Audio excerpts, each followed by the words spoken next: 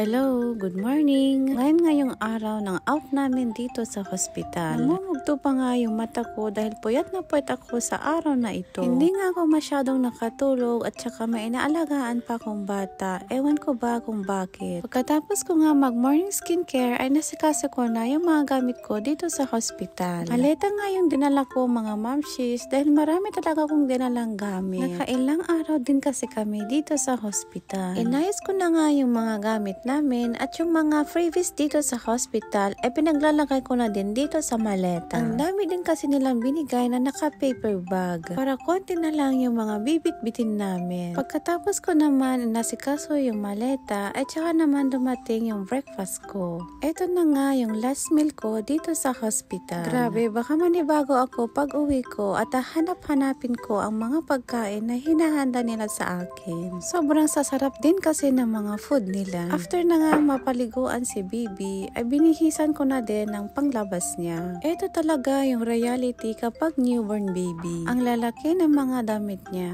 Pero sa bilis ba naman ng panahon, alam ko lalaki agad si Baby. Sinundo nga pala ako ng asawa ko at yung panganay ko. Bago mag-out si Baby, ay kinuha ng nurse at mag-picture-picture daw muna kami. I-upload din kasi ito sa site nila. Tumawag na nga lang ako ng taxi at ito ang sinakyan namin pa uwi. Napaka-behave naman ni Baby dahil nakatulog agad siya. Ilang minutos lang naman ay nakarating na nga kami dito sa apato namin. Ilang araw ko din hindi nakita itong panganay ko. Nanibago nga ako dahil nag-iba na yung ugali niya simula nung dumating yung kapatid niya. Andi na tayo sa bahay. Yan, ready na. Ang bed na. Ang kagwasya sa anak ko.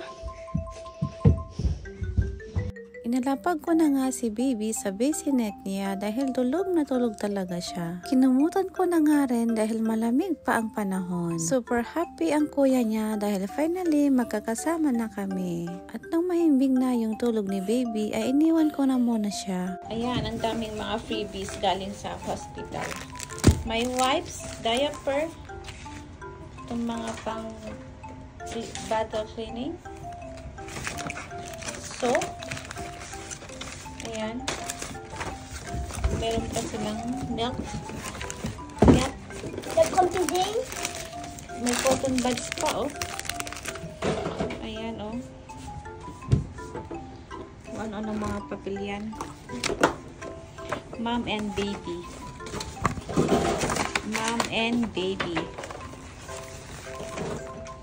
Pagdating ng hapon ay dumating na din sina mama at papa galing sa trabaho. Ramdam ko talaga yung tuwa at saya na makita nila si Baby. May si Mal. Nangig mo dahil dyan baga. Bagada nga pangukan. Natangos mo ko na kimisi mo. Agong ni Lolo. Natangos ka no agong mo. Nawata na dyan baga. Kimisi mo dito. Natangos yung ta agong nakano. Tagos ka no agong na ay mulagit yung may sumataw murmura ka no agong mo bebe. Thank you Lord for this beautiful creation of yours, my daughter.